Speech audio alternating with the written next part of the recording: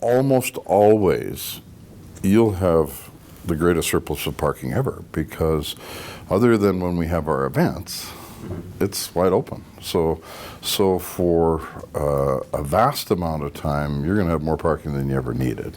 So how much parking do we need? That has to be established and understood.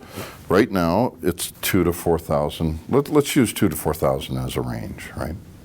1,800 at McMahon, and we have 2,000 to 4,000. So there are statutory requirements. So we have zero interest in building an inefficient product whereby somebody says, well, I don't want to go there. So we're self-interested, right?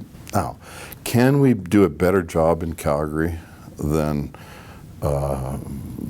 Philadelphia or Pittsburgh or wherever it is where you have acres of surface parking? I think we can. I think our city has evolved to the point where those people parking in those office towers downtown can leave their cars there and can get over there instead of getting in a car and taking driving 10 minutes and trying to find a place to park it. I think we have evolved, and I think we should encourage that. That's just green, and it's just thoughtful and intelligent and appropriate.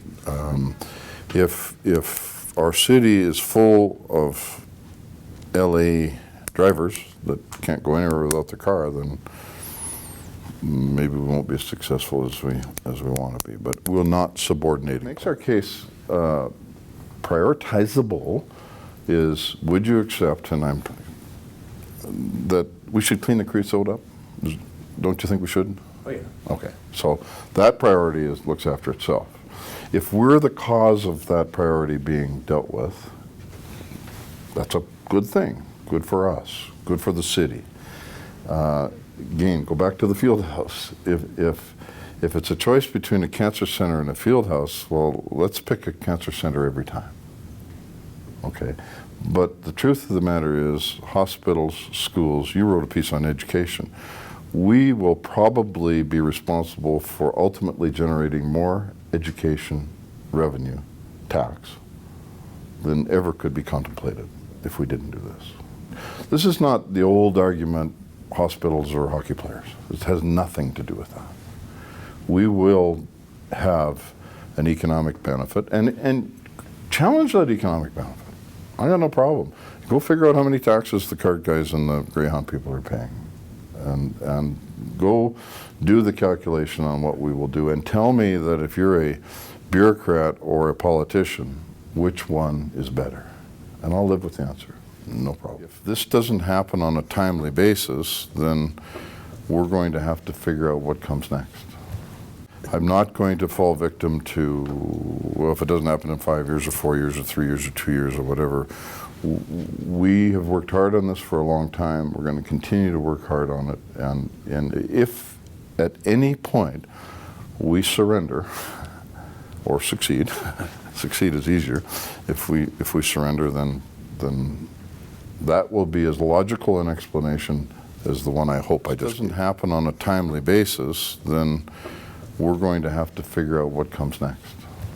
I'm not going to fall victim to, well, if it doesn't happen in 5 years or 4 years or 3 years or 2 years or whatever. We have worked hard on this for a long time. We're going to continue to work hard on it. And if at any point we surrender or succeed, succeed is easier.